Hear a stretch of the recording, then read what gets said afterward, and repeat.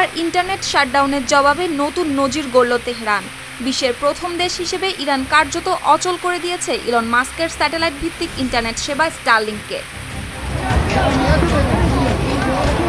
ইরানের চলমান সরকার বিরোধী বিক্ষোভের মধ্যে দেশটির ভেতরে ইন্টারনেট সংযোগ বন্ধ করে দেওয়া হলে মার্কিন ধনকুবের ইলন মাস্ক ঘোষণা দেন ইরানিদের জন্য বিনামূল্যে উন্মুক্ত করা হবে স্টারলিংক ইন্টারনেট।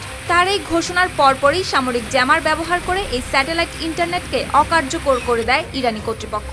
ইরান ভিত্তিক প্রযুক্তি পর্যবেক্ষণ সংস্থা ইরান ওয়্যারের প্রতিবেদনে বলা হয়, ইরানের ভেতরে হাজার হাজার স্টারলিংক ইউনিট সক্রিয় থাকার দাবি শোনা গেলেও ইন্টারনেট ব্ল্যাকআউটের প্রভাব গ্রাস করেছে স্যাটেলাইট সংযোগকেও। প্রাথমিকভাবে স্টারলিংকের আপলিংক ও ডাউনলিংক ট্রাফিকের প্রায় 30% ব্যাহত হলেও কয়েক ঘন্টার ব্যবধানে আরও ভয়াবহ আকার নেয় পরিস্থিতি। প্রতিবেদনের তথ্য অনুযায়ী অল্প সময়ের মধ্যে স্টারলিংক ইন্টারনেটের 80%-এরও বেশি ট্রাফিক কার্যত অচল হয়ে পড়ে।